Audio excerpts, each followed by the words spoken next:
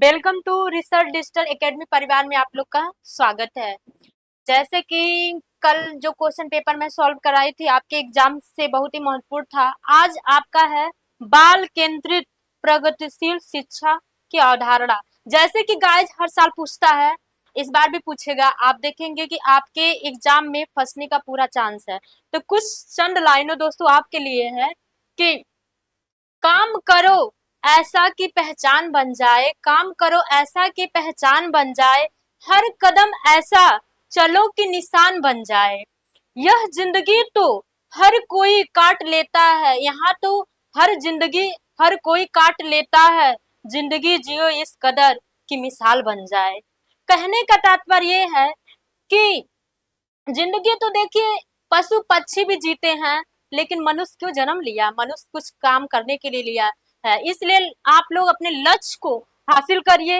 इस बार सीटेट हर हाल में क्वालिफाई करिए, क्योंकि आप देख रहे हैं अगर इस बार वंचित हो जाएंगे, क्योंकि सारे जो वैकेंसी है गाइज इस बार आने वाला है, नहीं तो आप 5 साल पीछे चले जाएंगे। जैसे कि मान लीजिए जब 5 साल पीछे चल जाएंगे तो पढ़ने का उतना मन भी नहीं लगेगा। इसलिए हर हाल में आप दिन रात एक कर दीजिए और अपने एग्जाम के लिए तैयारी में लग जाइए, क्योंकि ये चंद दिनों आपके कुछ मेहनत और मेहनतों से ये आपका एक सीट फिक्स हो जाएगा।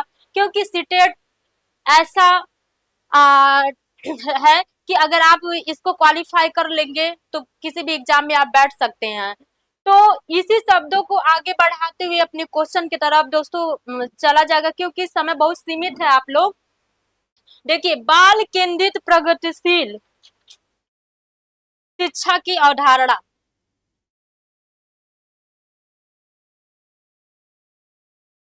देखिए इसके बारे में आज पढ़ा जाएगा, क्वेश्चन पेपर सॉल्व कराऊंगे। और मान लीजिए बीच बीच में जो आप लोग को समझाने का जो मतलब एग्जाम में एकदम फंसेगा, उसको मैं व्याख्या सहित क्वेश्चन समझाऊंगी चारों ऑप्शन के थ्रू। देखिए जो बाल केंद्रित, यहाँ पे देखिए गाइस ध्यान इधर ही रहे, बाल केंद्रित एवं प्रगतिशील शिक्षा की अवधारणा।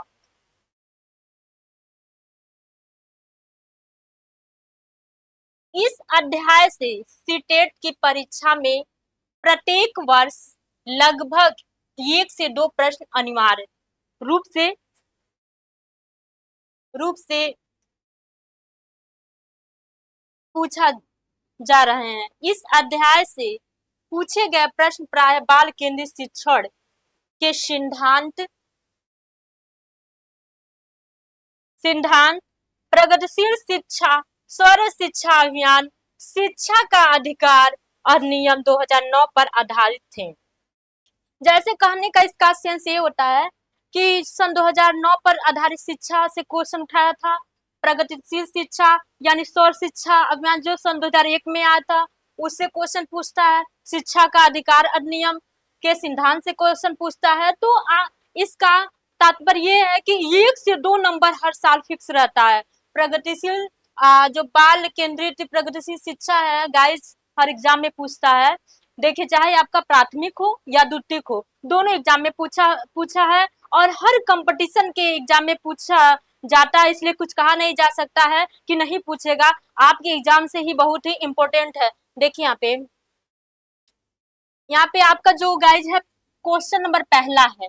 देखिए कि शिक्षा एक त्रिध्रुवी प्रणाली है जिसके अंतर्गत शिक्षक, बालक एवं पाठ्यक्रम आते हैं। यह कथन किसका है? यहाँ पे मनोवैज्ञानिक के बारे में पूछ रहा है इस क्वेश्चन के बारे में कि कौन इसको दिया है। तो देखिए यहाँ पे पहला आपका है रास का। देखिए यहाँ पे मिस्टेक हो गया है टाइपिंग में। देखिए यह दूसरा नंबर है आपका। दूसरा आपका है BF स्किनर का। तीसरा आपका है जॉन डीवी का। चौथा आपका है वाटसन का। अब आप लोग ये बताइए कि इस जो क्वेश्चन नंबर पहले का आंसर कौन सा होगा, आप लोग बताइए। और इस चैनल के माध्यम से बड़ी से बड़ी मात्रा संख्या में जुड़िए, क्योंकि आपको पता है कि अब चंद ही समय है और क्योंकि क्वेश्चन पेपर सॉल्व करने में आपको ये पता चलेगा कि इससे 2 क्वेश्चन हमेशा हर साल पूछता है। तो आप लोग इसका क्वेश्चन बताइए, कौन इसका आंसर कौन सा होगा? क्वेश्चन नंबर पहले का आंसर आप लोग बताइए कौन सा होगा?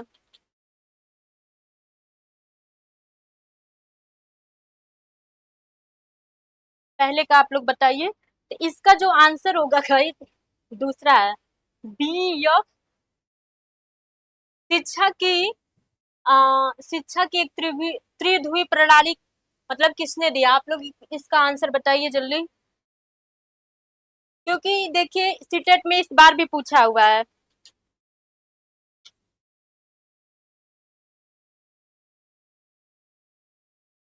देखिए जो मतलब जॉन डीबी है, उन्होंने दिया है, उन्होंने अपने परिभाषा में ये बताया दोस्तों। देखिए कभी कभी परिभाषा से क्वेश्चन पूछ देता है। तो उन्होंने कहा कि शिक्षा त्रिध्रुवी प्रणाली है। शिक्षा क्या है? त्रिध्रुवी प्रणाली है, जिसके अंतर्गत शिक्षक, बालक और पाठ्यक्रम आते हैं। जिसके अंतर्गत कौन कौन से लोग आते हैं? देखिए त्रिध्रुवी प्रणाली है, जिसके अंतर्गत देखिए यहाँ पे मैं लिख दे रही हूँ शिक्षक,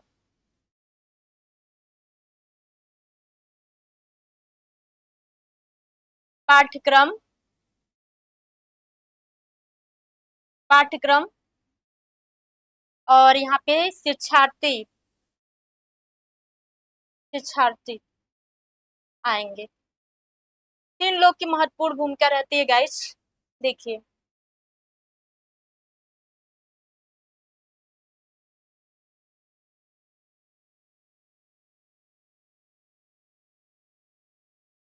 तीन लोग आते हैं यहाँ पे।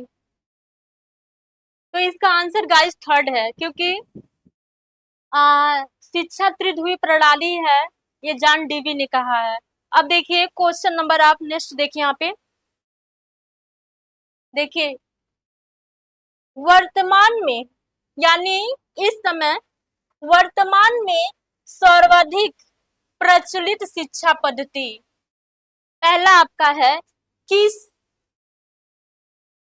पहला आपका है शिक्षक केंद्रित, दूसरा आपका है समूह केंद्रित, तीसरा आपका है बाल केंद्रित, चौथा आपका है अंतः व्यक्तिक केंद्रित। अब आप लोग बताइए इसका आंसर कौन सा होगा वर्तमान में जो चल रहा है? आप बताइए दूसरे का आंसर कौन सा होगा? वर्तमान में सर्वाधिक प्रचलित शिक्षा पद्धति कौन सी है?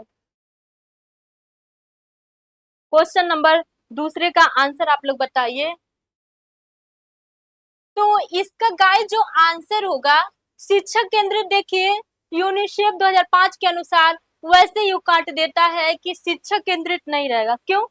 क्योंकि पहले जो था शिक्षा परंपरागत, बालक अगर उस विषय में रुचि नहीं ले रहा है तो तभी भी टीचर क्या करते थे, उसको उस विषय में रुचि लेते लिवाते थे। लेकिन आज आप देखिए प्रेजेंट में जो इस समय जो शिक्षा के बारे में जो प्रचलित हुआ है, बालक के अकॉर्डिंग ही शिक्षा दिया जाएगा।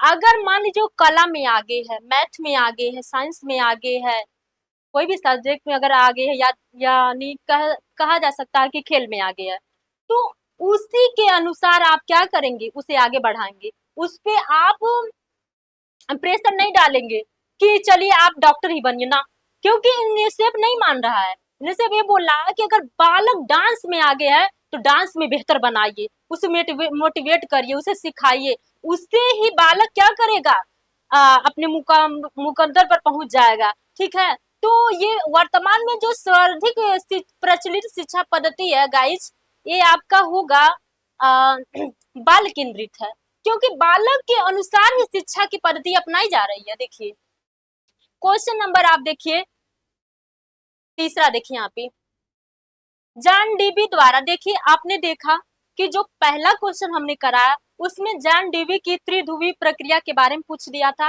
अब देखिए इसका कहने का ये सेंस है कि आपके जो सीटेट का जो क्वेश्चन है देखिए रिपीट करता है। अगर आप भी बाय क्वेश्चन सॉल्व करेंगे तो आपको काफी फायदा होगा, हेल्पफुल होगा, आप जरूर एग्जाम क्वालिफाई कर लेंगे। देखिए तीसरा देखा जाए यहाँ पे जॉन डीवी द्वारा समर्थित लैब विद्यालय उदाहरण है।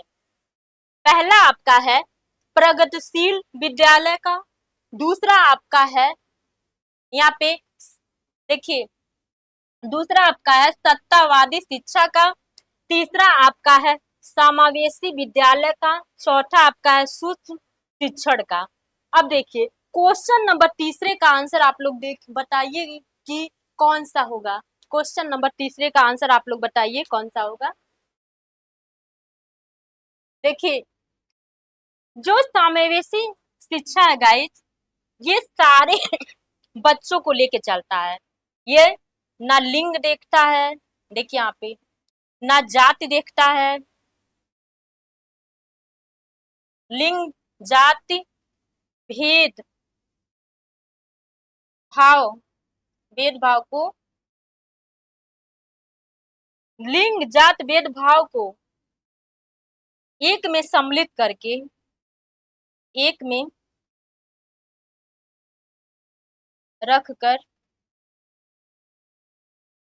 सभी को शिक्षा देता है, सभी को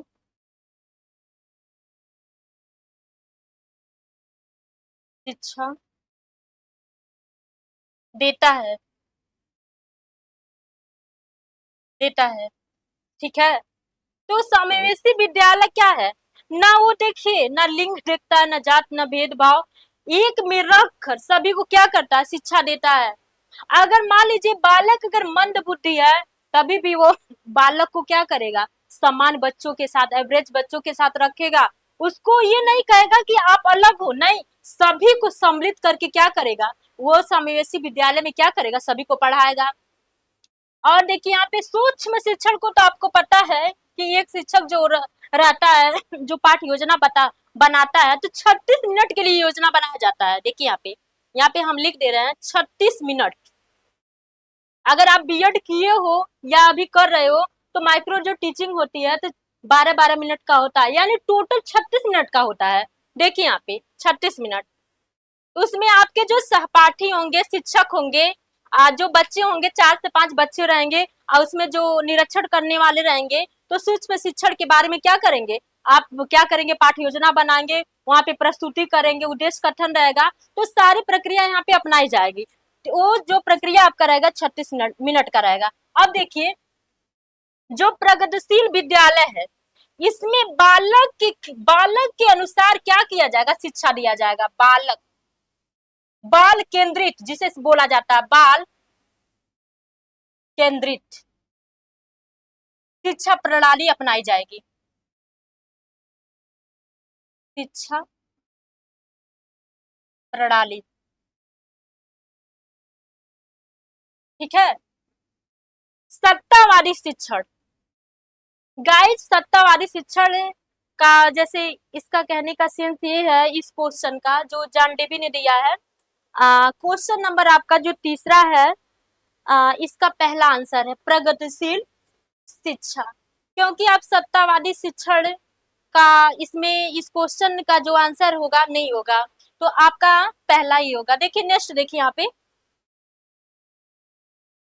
देखिए चौथा नंबर क्वेश्चन गाइस, देखिए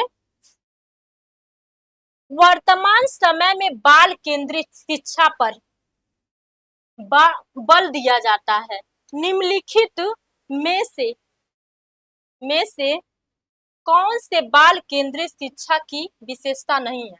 देखिए गाइस यहाँ पे निगेटिव पूछा है। देखिए जैसा कि हमने आप लोग को बताया था कि आप किसी भी एग्जाम की अगर तैयारी कर रहे हैं या प्रैक्टिस सेट सॉल्व कर रहे हैं, तो जो क्वेश्चन रहता है तो उसमें आंसर आपका 60% कहा जा सकता है कि उसमें छिपा रहता है। तो आपको ये देखना है कि जो क्वेश्चन है निगेटिव पूछ रहा है कि पॉजिटिव पूछ रहा है। अगर निगेटिव पूछेगा, जैसे कि गाइस देखिए यहाँ पे हमने गोला बनाया, हमने आपको बताया है कि निगेटिव पूछा है, तो आप जब क्वेश्चन सॉल्व करेंगे तो वहां पे टिक कर देंगे। क्यों? क्योंकि उसका आंसर भी निगेटिव होगा, तो आपका क्वेश्चन क्या आंसर, क्वेश्चन का आंसर आपका क्लियर हो जाएगा। तो देखिए बालक के स्वांगीण विकास पर बल देना, ठीक है, बालक के मनोवैज्ञानिक को समझना, बालक को केवल, देखिए गाइस ये तो ऐसे ही कट जाता है, आपने देखा कि जहाँ पे केवल मात्रा ही या कोई निपात शब्द पूछा हुआ है तो आपका जो सिटेट है वो ऐसे ही गलत मान देता है, या रटन प्रणाली हुआ, या बालक को खूब बैग देना, खूब किताब देना, मोटी मोटी बुक देना, या उससे कोचिंग लगवाना, आपने देखा कि इसे निषेध माना गया है सन 2005 के अनुसार। वो बोल रहा है कि बालक को क्या करो, बालक को आप किताबी कीड़ा मत बनाओ, आप बालक को व्यवहारिक ज्ञान दो, आप बालक को खेल खेल के माध्यम से शिक्षा दो, आप बालक को कोचिंग अगर लगा रहे हो तो पेरेंट्स के माध्यम से लगाओ, उन्हें व्यवहारिक ज्ञान दो, अंडरस्टैंडिंग उनके अंदर लाओ। आजकल देखा जा रहा है कि जो अभिभावक भी कहीं ना कहीं बालक के बाधक तत्व बन रहे हैं। क्यों? क्योंकि वो छोटे में बालक को क्या कर रहे हैं, मोबाइल दे रहे हैं। बालक क्या कर रहा है, जो उसकी अवस्था हो रही है खेलने कूदने की, तो मोबाइल में क्या कर रहा है, अपने साथी को बना ले रहा है। वो हमेशा क्या करता है, कार्टून देखता है। अगर वो बालक के साथ खेलेगा तो वहां पे गिरेगा, उठेगा, बैठेगा, तो उसको क्या होगा, शारीरिक जो विकास होगा वहां पे विकसित होगा। लेकिन अब देखिए उसका जो सोच नहीं पा रहा है बालक। क्यों? क्योंकि अगर मान लीजिए खेल कोई मतलब कार्टून ही देख रहा है तो 1 घंटा 2 घंटा 3 घंटा भी टाइम लगा देता है। इसलिए पहले के जो बच्चे थे देखिए चिंतनशील थे, हर समस्या को सॉल्व कर लेते थे। लेकिन अब के बच्चे देखिए कि 3 साल का एक बालक है या 2 साल का, मैं तो 3 साल ज्यादा बता दे रही हूँ, लेकिन 2 साल का जो बालक है आप देखेंगे कि मोबाइल के हर पुर्जे के बारे में जानता है, जो कि आप लोग इतना नहीं जान पाएंगे। तो कहीं ना कहीं देखिए बाधक तत्व जो आपके मतलब बच्चे के अभिभावक भी बन रहे हैं, क्योंकि छोटी उम्र में वो क्या कर रहे हैं, बालक को मोबाइल दे रहे हैं। हम मेरे कहने का सेंस देना है कि मोबाइल गलत चीज है, अच्छी है, लेकिन आप बच्चों को ये बताओ कि जैसे आप उसे क्या कुछ मनोरंजन के साधन दिखाओ, खेल खेल के माध्यम, देखिए चैनल पे सारे शिक्षक पढ़ा रहे हैं, उनके माध्यम से बालक को उसको पढ़ने के लिए कहो। तो कहीं ना कहीं बालक के जो पेरेंट्स है उनकी भी भूमिका होती है। देखिए क्वेश्चन नंबर चौथे का आंसर गाइज आपका होगा, देखिए यहाँ पे चौथा है कि बालक के वैज्ञानिक मनोविज्ञान को समझते उसकी समस्याओं को दूर करना। अब बताइए, निगेटिव पूछा है तो बालक के स्वांगीण विकास पर बल देना, ये तो सीटेट मानता है, ये यूनिसेफ मानता है, राष्ट्रीय शिक्षा नीति के अनुसार ये सही है आपका आंसर। यहाँ पे देखिए बालक का स्वांगीण विकास यानी हर क्षेत्र में बालक को क्या करना है, विकास करना, जैसे कि खेल के माध्यम से मानसिक संतुलन उसका रहे, और क्या है, शारीरिक रहे। सांगीण विकास का मतलब है क्योंकि उसका हर क्षेत्र में क्या है, विकास रहे। ठीक है, बालक के मनोविज्ञान को समझना इस एकदम परफेक्ट। देखिए इसका सही है कि बालक के मनोविज्ञान को क्या करना, समझना, सही है। अगर मान लीजिए आप बालक को समझेंगे नहीं कि किस जगत में वो आगे बढ़ रहा है, जैसे कोई कोई बालक रहता है खेल में आगे बढ़ता है, कोई कोई रहता है सॉन्ग यानी गाना में आगे बढ़ता है, कोई कोई मैथ में, कोई कोई साइंस में, कोई कोई देखिए कि कोई प्रतियोगिता है उसमें बढ़ चढ़कर हिस्सा लेता है। तो आप उसके मनोविज्ञान को समझेंगे तभी ना उसके बारे में रुचि रखेंगे कि ये सब्जेक्ट से आगे बढ़ सकता है और इसका मैं अगर सहयोग करूंगा तो और आगे बढ़ जाएगा।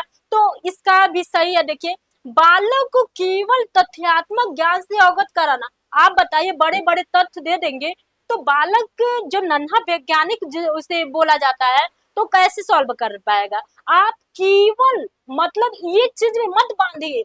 देखिए मनोवैज्ञानिक का कहना है कि बालक को हर जगत के बारे में बताइए। प्रगतिशील शिक्षा के बारे में, क्यों प्रगतिशील शिक्षा बालक को अपनाई गई, क्योंकि वहाँ के हर जात के जब बच्चे इकट्ठे होंगे एक छत के नीचे, जो शिक्षा दी जाती है बालक कहीं ना कहीं उन लोग से भी प्रेरणा लेता है, कई प्रकार की भाषा का क्या करता है वहां पे सीखता है। तो ये आपका वैसे ही कट जाएगा। देखिए तथ्यात्मक ज्ञान केवल नहीं देंगे, वैसे सिटेट नहीं मानता है। तो इसका आंसर गाइस चौथा है। देखिए यहाँ पे, देखिए चौथा है। अब देखिए क्वेश्चन नंबर आपका पांचवा, देखिए यहाँ पे क्वेश्चन नंबर पांचवा, देखिए यहाँ पे बाल केंद्रित शिक्षा के समर्थक के तौर पर आपके अनुसार निम्नलिखित में से किसका महत्व सर्वाधिक है? यहाँ पे देखिए, एक देखिए रिकॉर्ड और मिल गया, महत्व पूछा है यानी लाभ, जैसे लाभ भी कहा जा सकता है कि देखिए, पहला आपका है शिक्षक बालक के व्यक्तित्व का कहाँ तक विकास कर पाता है। दूसरा आपका है शिक्षक कितना ज्ञानी, आकर्षक और गुण युक्त है। तीसरा आपका है शिक्षक अपने विद्यालय को कितना अधिक भव्य दर्शा दर्शा पाने में सक्षम है। चौथा आपका है, यहाँ पे देखिए गाइज, देखिए यहाँ पे चौथा आपका है शिक्षक की पहचान का दायरा कितना विस्तृत है, यानी ज्यादा, यानी व्यापक भी कहा जा सकता है। तो गाइज ये बताइए क्वेश्चन नंबर 5वें का आंसर कौन सा होगा? क्वेश्चन नंबर 5वें का आंसर आप लोग बताइए कमेंट बॉक्स में। देखिए, शिक्षक बालक के व्यक्तित्व का कहाँ तक विकास कर पाता है? देखिए, ये आपका नहीं होगा। शिक्षक अपने विद्यालयों को कितना अधिक भव्य, देखिए यह भी नहीं होगा, सीटेट नहीं मानता है। देखिए यहाँ पे भव्य दर्शा पाना। देखिए चौथा आपका क्यों कट जाएगा? शिक्षक की पहचान का दायरा कितना, यहाँ पे देखिए हम शिक्षक को नहीं पहचान रहे हैं, हमें तो बालक को आगे बढ़ाना है ना। देखिए यहाँ पे आपका दूसरा है आंसर। नेक्स्ट क्वेश्चन देखिए आप लोग,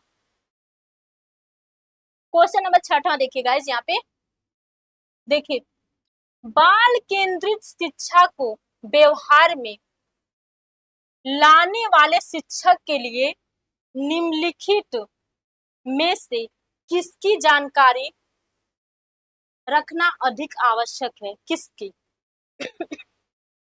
पहला आपका है शिक्षक के लिए बालक के व्यवहार के मूल आधारों के बारे में जानने से अधिक आवश्यक के बारे में जाने, यह है कि वह उसके परिवार। नेक्स्ट देखिए गाइस, यहाँ पे देखिए, शिक्षक केवल बालक की रुचियों को जाने। देखिए गाइस यहाँ पे केवल लगा है तो वैसे ही कट जाएगा।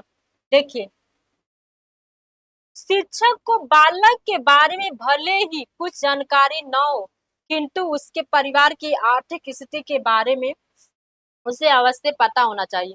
देखिए यहाँ ही लगा है, टेक वर्ड है, देखिए ये भी गलत हो जाएगा। देखिए नेक्स्ट देखिए, बालक के संबंध में शिक्षक को उसके व्यवहार के मूल आधारों, आवश्यकताओं, मानसिक स्तर, रुचियों, योग्यताओं, व्यक्तित्व इत्यादि का विस्तृत ज्ञान होना चाहिए। देखिए अब इसका क्वेश्चन नंबर 6वें का आंसर आप लोग बताइए कौन सा होगा? क्वेश्चन नंबर 6वें का आंसर बताइए यहाँ पे कौन सा होगा? देखिए ये आपका चौथा आंसर है। देखिए बताएंगे क्यों कट जाएगा ये आंसर क्वेश्चन आपका। शिक्षक के लिए बालक के व्यवहार के मूल आधारों के बारे में जानने से अधिक आवश्यक के बारे में जानना यह है कि उसके परिवार। आप बताइए, आप एक अगर शिक्षक है या कहीं आप टीचिंग कर रहे हैं तो आप बालक के परिवार के बारे में क्यों जानेंगे? बालक के बारे में, बालक को आपको शिक्षा देना है ना कि बालक के परिवार की स्थिति के बारे में नहीं। यहाँ पे वैसे ही कट जाएगा, इसको नहीं माना जाएगा। दूसरा आपका है शिक्षक केवल बालक के रुचियों को जाने, नहीं, यह भी काहे केवल जानेगा, उसको हर जगत में बालक को जानना होता है ना। कि मान लीजिए अगर शारीरिक विकास नहीं हो रहा तो किस कारण नहीं हो रहा, मान लीजिए मानसिक विकास नहीं हो रहा तो किस कारण, कई पोषक तत्व की कमी नहीं हो गई है, मतलब इसके बारे में बालक को शिक्षक को क्या जानना चाहिए? क्योंकि बालक अगर पढ़ नहीं रहा तो उसके पीछे का रीजन क्या है। अगर मान लीजिए परिवार के लोग कहीं पढ़े लिखे नहीं है, क्योंकि बालक पे ये भी इफेक्ट पड़ता है, क्योंकि 7 पीढ़ियों तक बालक पे क्या करता है, प्रभाव पड़ता है। आपने देखा कि कहीं कहीं अगर बालक जन्म ले रहा है, अगर उसके पेरेंट्स बहुत सावले हैं, अब बालक अगर गोरा हो रहा है तो सारे लोग कहते हैं बालक किस पे पड़ा है। तो 7 पीढ़ियों का प्रभाव बालक पे पड़ता है। ठीक है, इसलिए इसका ऑप्शन वो कट हो जाएगा। अब देखिए, शिक्षक बालक के बारे में भले ही कुछ जानकारी ना हो, किंतु उसके परिवार की आर्थिक स्थिति के बारे में उसे अवश्य पता होना चाहिए। आप बताइए बालक की आर्थिक स्थिति क्यों आप देखेंगे? आपको बालक के परिवार के बारे में क्यों आप जानेंगे? बालक क्यों आपको शिक्षा देना है ना, लेकिन आप पेरेंट्स के बारे में कुछ जैसे पेरेंट्स मीटिंग होती है, तो अगर बालक मान लीजिए पढ़ाई में रुचि नहीं ले रहा है तो पेरेंट्स मीटिंग क्यों होती है? बालक के पेरेंट्स को बताया जाता है कि बालक क्या इस फील्ड में क्या कमजोर है, तो पेरेंट्स क्या करते हैं, उसकी हेल्प करते हैं। तो इसका आंसर जो गाइस होगा छठवें का चौथा आंसर है। देखिए नेक्स्ट, देखिए यहाँ पे, देखिए सातवां, देखिए यहाँ पे बाल केंद्रित शिक्षा के पाठ्यक्रम के संदर्भ में निम्नलिखित में से कौन सा कथन सही नहीं है? देखिए गाइस यहाँ पे नहीं दिया है। आपने देखा कि दूसरा क्वेश्चन है, पहले हमने भी निगेटिव कराया था, देखिए सीटेट में दूसरा भी पूछ दिया है। देखिए यहाँ पे, देखिए पहला देखिए, पाठ्यक्रम का विकास व्यक्तिगत विभिन्नताओं, प्रेरणाओं, मूल्यों एवं सीखने के सिद्धांतों के मनोवैज्ञानिक ज्ञान के आधार पर किया जाना चाहिए। दूसरा आपका है, पाठ्यक्रम बनाने में शिक्षक यह ध्यान रखता है कि शिक्षार्थी की और समाज की क्या आवश्यकताएं हैं और सीखने की कौन सी क्रियाओं से ये आवश्यक सर्वोत्तम रूप से पूर्ण हो सकती है। तीसरा देखिए, पाठ्यक्रम बनाते समय शिक्षक की आवश्यकताओं एवं विद्यालय में उपलब्ध सुविधाओं का ध्यान रखा जाना चाहिए। चौथा देखिए, क्रियात्मक होने के लिए प्रत्येक पाठ्यक्रम एक समुचित मनोवैज्ञानिक आधार पर स्थापित हो। आप बताइए क्वेश्चन नंबर सातवें का आंसर कौन सा होगा गाइस? क्वेश्चन नंबर सातवें का आंसर आप लोग जल्दी जल्दी फटाफट बताइए कौन सा होगा। देखिए कि पाठ्यक्रम का विकास व्यक्तिगत विभिन्नताओं, प्रेरणाओं, मूल्यों एवं सीखने के सिद्धांतों के मनोवैज्ञानिक ज्ञान के आधार पर किया जाना चाहिए, जो कि राइट आंसर परफेक्ट है, सही है। अब देखिए, पाठ्यक्रम बनाने में शिक्षक यह ध्यान रखता है कि शिक्षार्थी की और समाज की क्या आवश्यकताएं हैं और सीखने का कौन सी क्रियाओं से यह आवश्यकताएं सर्वोत्तम रूप से पूर्ण हो सकती है। इसका आपका पहला है। देखिए नेक्स्ट, देखिए यहाँ पे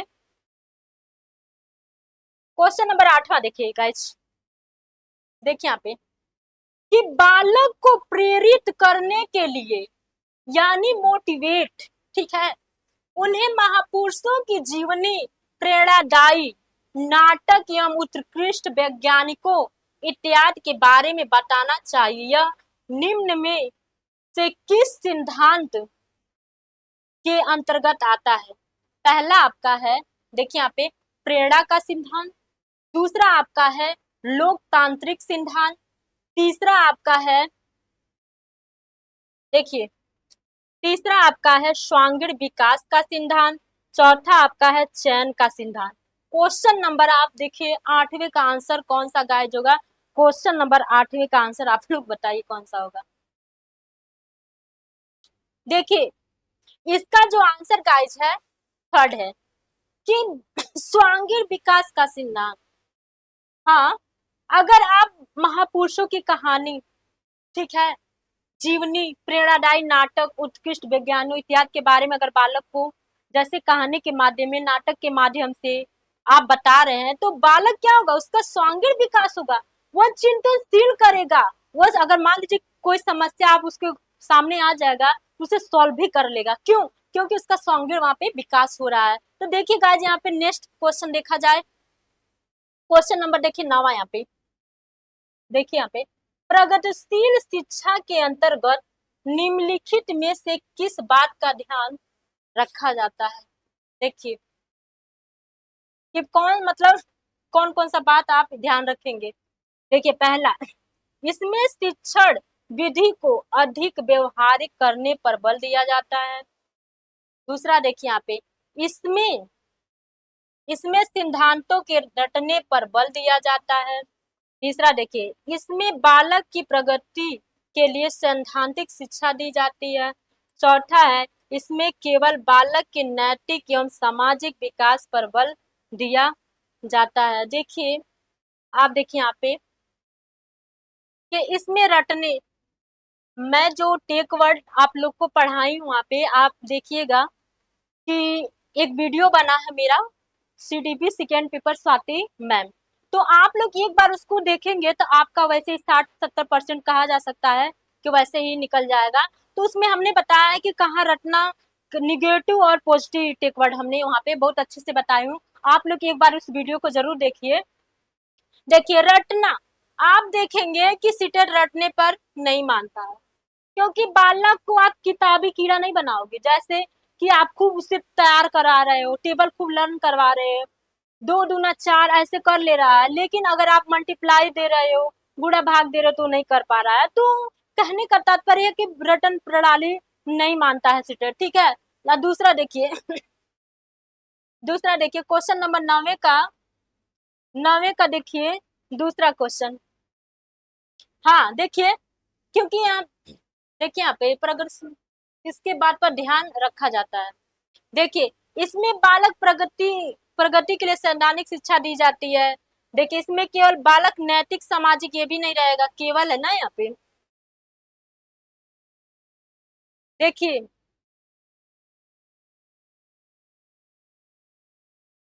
देखिए क्योंकि बहुत फंसाने वाला दे दिया। देखिए यहाँ पे रटना भी दे दिया है, और यहाँ पे क्या हाँ दिया है, केवल भी दे दिया है, तो वैसे ही कट जाएगा ये।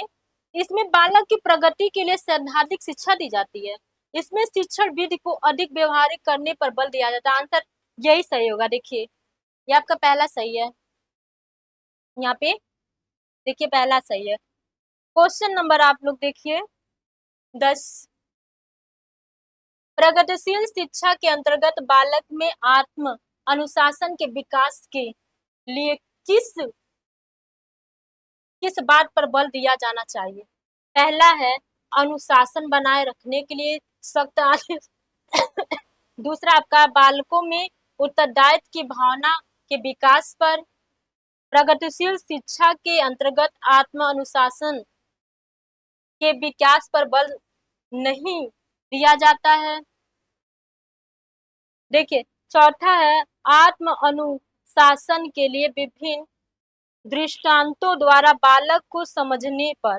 अब बताइए आप लोग कौन सा आंसर इसका होगा। क्वेश्चन नंबर 10 का आंसर आप लोग बताइए कौन सा होगा। देखिए क्वेश्चन नंबर 10 का आंसर आप लोग बताइए, क्योंकि अनुशासन बनाए रखना, आप पता है कि आदेश हुआ, अनुशासन हुआ, सीटेट नहीं मानता है, तो आपका क्वेश्चन वैसे ही क्या होगा, इसका ऑप्शन का ऑप्शन कट हो जाएगा। तो बताइए क्वेश्चन नंबर 10 का आंसर कौन सा होगा। देखिए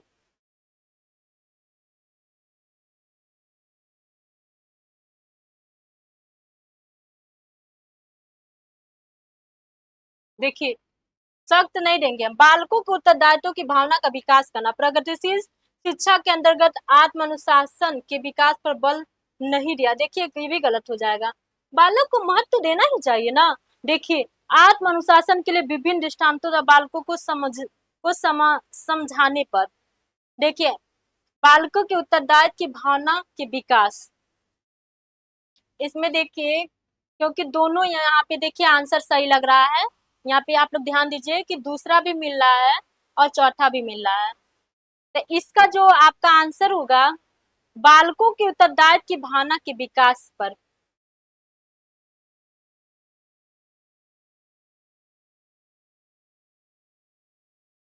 हाँ आपका ये आत्म अनुशासन के लिए विभिन्न दृष्टांत, तो ये वाला आपका होगा। देखिए नेक्स्ट देखिए क्वेश्चन प्रोजेक्ट प्रणाली। देखिए यहाँ पे वेरी वेरी इंपॉर्टेंट है गाइस। प्रोजेक्ट प्रणाली प्रयोग निम्नलिखित में से किस शिक्षा पद्धति के अंतर्गत किया जाता है, आप बताइए। आप लोग कमेंट बॉक्स में ये बताइए कि प्रोजेक्ट प्रणाली किसने दिया है। पहला आपका है पारंपरिक शिक्षा, दूसरा आपका है प्रगतिशील शिक्षा, तीसरा आपका है वैदिक शिक्षा, चौथा आपका उपरोक्त में से कोई नहीं। देखिए यहाँ पे मैं समझाना चाहती हूँ कुछ लाइनें आप लोग के लिए। जो पारंपरिक शिक्षा थी, जैसे कि जो वैदिक काल में जो शिक्षा दिया जाता था, तो जो गुरु शिक्षक का जो संबंध था, एक पिता और बेटे का संबंध था। लेकिन आज आप देखिए प्रेजेंट में क्या हो रहा है कि वो शिष्य, ना वो शिष्य ही रह गया है, ना वो गुरु ही रह गए हैं। तो पारंपरिक शिक्षा में शिक्षक जो कह देता था, बालक उसको क्या मतलब टालता नहीं था, वो गुरु को पिता के समान समझकर उनके साथ रहकर शिक्षा को ग्रहण करता था। जो भी वहां पे काम वैदिक रीति रिवाज से होते थे, शिक्षक क्या करता, अरे बालक करता था। प्रगतिशील शिक्षा देखिए क्या है कि सारे लोगों को लिंग जात भेदभाव को दूर करके सभी बच्चों को क्या किया जाएगा, शिक्षा दिया जाएगा। वैदिक शिक्षा हमने जैसे कि बताएं कि वहाँ पे गुरु और जो छात्र का जो संबंध होता है बहुत मधुर रहता है। जैसे कि आप मान लीजिए कि एक बाप और बेटा का संबंध रहता है। वहाँ पे देखिए जो वैदिक रीति रिवाज से बच्चों को शिक्षा दिया जाता था। जो पेरेंट्स रहते थे बालक को क्या करते थे, वैदिक शिक्षा के माध्यम से छोड़ देते थे। वहाँ पे गुरु के समक्ष रहकर वो पढ़ता था, अध्ययन करता था। तो वैदिक रीति रिवाज से वो पढ़ाई करता था। तो क्वेश्चन नंबर 11 का आंसर आप लोग बताइए कौन सा होगा, बताइए। ये आपका वैदिक शिक्षा से देखिए। नेक्स्ट देखिए यहाँ पे, देखिए 12, शिक्षक का अधिकार अधिनियम 2009 के संदर्भ निम्नलिखित में से कौन सा कथन सत्य है। पहला देखिए गाय जी आपका दिया है, देखिए पहला ऑप्शन देखिए, भारत के 6 से 14 वर्ष आयु वर्ग वाले सभी बच्चों को मुफ्त एवं आधारभूत शिक्षा उपलब्ध कराना अनिवार्य है। दूसरा आपका है देखिएगा जी यहाँ पे कि इस उद्देश्य की पूर्ति के लिए बच्चों से किसी प्रकार का कोई शुल्क नहीं लिया जाएगा और ना ही उन्हें शुल्क अथवा किसी खर्च की वजह से आधारभूत शिक्षा लेने से वंचित किया जाएगा। तीसरा देखिए, यदि 6 से अधिक आय का कोई बच्चा किन्हीं कारणों से विद्यालय नहीं जा पाता है तो उसे के लिए उसकी आय के अनुसार उचित कक्षा में प्रवेश दिलाया जाएगा। अब आप लोग बताइए इसका कौन सा आंसर होगा। क्वेश्चन नंबर 12 का आंसर आप लोग बताइए कौन सा होगा, बताइए इसका। देखिए 1 से 6 से 14 वर्ष आयु वर्ग के सभी बच्चों को मुफ्त आधार शिक्षा उपलब्ध कराना अनिवार्य। देखिए केवल थर्ड है। आपने देखा कि 6, देखिए यदि 6 से अधिक आय का कोई भी बच्चा किन्हीं कारण से विद्यालय नहीं जा पाता तो उसे शिक्षा के लिए उसकी आय के अनुसार उचित कक्षा में प्रवेश दिलाया जाएगा, जो कि आपका आंसर परफेक्ट है, सही है। देखिए नेक्स्ट देखिए यहाँ पे, देखिए अभिकथन पूछा है।